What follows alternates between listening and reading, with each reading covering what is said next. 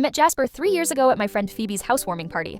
I wasn't even going to go that night. I was exhausted from work and just wanted to stay home with Netflix and ice cream, but Mia kept texting, saying there would be interesting people there. The moment Ryan walked in, I knew he was the interesting people Phoebe had mentioned. Tall with dark curly hair, wearing a faded band t-shirt and jeans. Nothing special, but something about his easy smile made me want to know more. Within 20 minutes, we were deep in conversation about our shared love of 90s alternative music and terrible horror movies. "I can't believe I found someone who appreciates the artistic masterpiece that is The Blob," he said, eyes crinkling with laughter. That night turned into coffee the next morning, which turned into dinner that weekend. Within a month, we were practically inseparable. By 3 months, he was telling me I was his soulmate. "I've never connected with anyone like this," he would say, tracing patterns on my arm as we lay in bed. "It's like I've known you forever."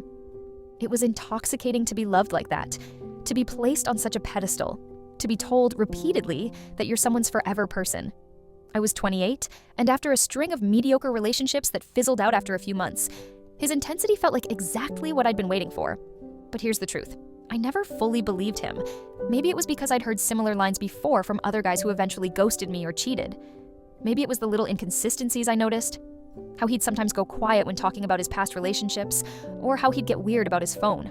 Maybe it was because underneath all his grand declarations of love, I could sense something shaky. So while I fell for Jasper, hard, I also kept my eyes open, and I maintained what I called my backup plan. The backup plan wasn't another guy waiting in the wings or anything like that. It was simpler. I kept my own apartment even after we started talking about moving in together. I maintained my close friendships instead of making him my whole world.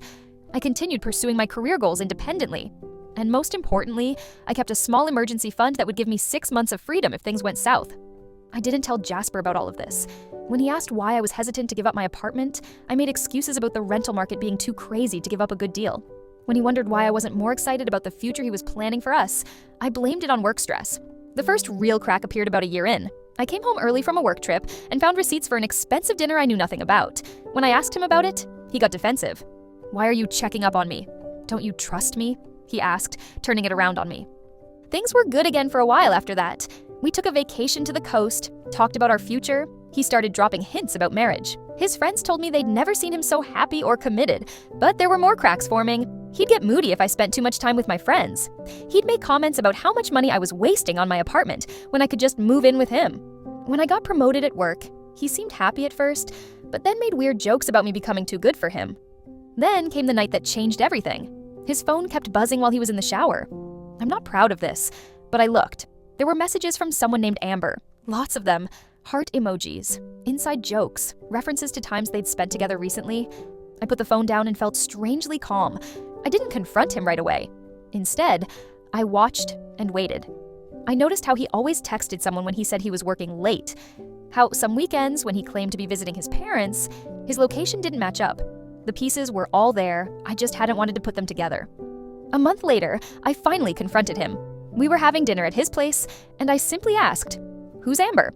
The look on his face said everything.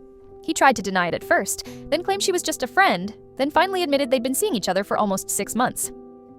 "It didn't mean anything," he insisted. "You're still my soulmate. I just made a mistake." I felt like I'd been punched in the stomach, but also like some part of me had been expecting this all along. That's the thing about keeping a backup plan. Some part of you is always prepared for the worst. "How could you do this?" I asked, surprisingly steady. "You said I was your everything." "And you are," he exclaimed, reaching for my hands. "This thing with Amber, it's just physical. It's not real like what we have." TBH, that's when I knew it was over. Not just because he'd cheated, but because he thought I'd accept being his soulmate while he had fun with someone else. Like I should be grateful for the emotional scraps he was willing to give me. "I'm leaving," I said, gathering my things. "Don't be dramatic," he said, his tone shifting from pleading to annoyed. "Where are you even going to go?" I just looked at him. "Home. To my apartment. The one you've been giving me shit about keeping for the past year." The look on his face was almost worth all the pain. Almost. The next few weeks were brutal. Jasper called and texted constantly, alternating between apologizing and accusing me of never having loved him enough. His friends reached out, telling me how destroyed he was, how I should give him another chance because he made one mistake. Meanwhile, I found out through mutual friends that Amber wasn't the first. There had been at least 2 others during our relationship. Each revelation hurt, but also confirmed I'd been right to keep my backup plan. I threw myself into work, leaned on my friends, the real ones who hadn't taken his side, and spent time in my apartment, the space that was entirely mine that I'd fought to keep. 3 months after our breakup, Jasper showed up at my workplace with flowers and tears in his eyes. "I miss you every day," he said. "No one understands me like you do. We're meant to be together." Part of me, a bigger part than I'd like to admit, wanted to believe him, wanted to fall back into the comfort of being someone's everything. But I'd seen behind the curtain now. I knew what his version of soulmates looked like, and it wasn't what I wanted. "Jasper," I said as gently as I could, "we're not getting back together." "But we're soulmates," he insisted, as if repeating it enough would make it true. What we had was special. "If we were really soulmates," I replied, "you wouldn't have needed Amber, or Jessica, or Kayla." His face fell at the mention of the other women. He hadn't known I'd found out about them too. "I made mistakes," he admitted, "but I've changed. I'm working on myself." "I'm glad," I said, and I meant it.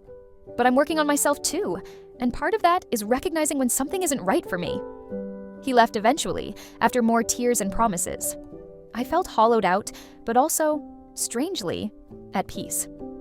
6 months post-breakup, I ran into Jasper and Amber at a concert. They were holding hands, and she was wearing a necklace I recognized. One he'd given me for our first anniversary, claiming it was one of a kind. I felt a twinge of something. Not jealousy exactly, but a kind of sad recognition. I wondered if he was telling her she was his soulmate too. I smiled politely and moved to a different part of the venue.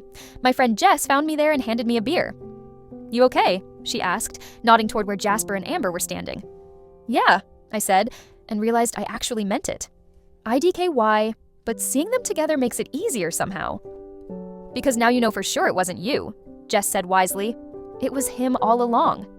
She was right. For so long, I'd wondered if my inability to fully trust Jasper, my insistence on keeping my backup plan, had somehow created a self-fulfilling prophecy. If I'd been more trusting, more all-in, would he have been faithful?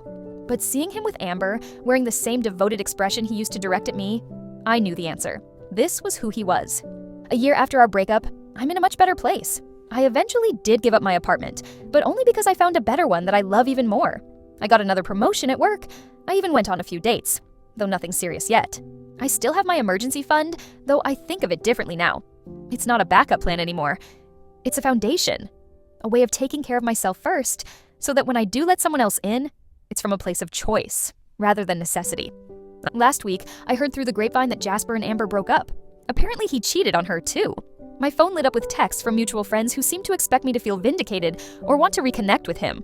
But I don't. That chapter of my life is closed. The truth is, I'm grateful for Jasper in a weird way.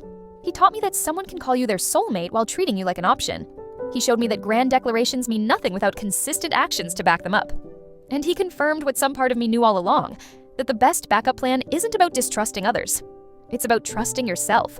So, if you're reading this and wondering if you should keep your own backup plan in a relationship that seems perfect but feels a bit off, my advice is yes.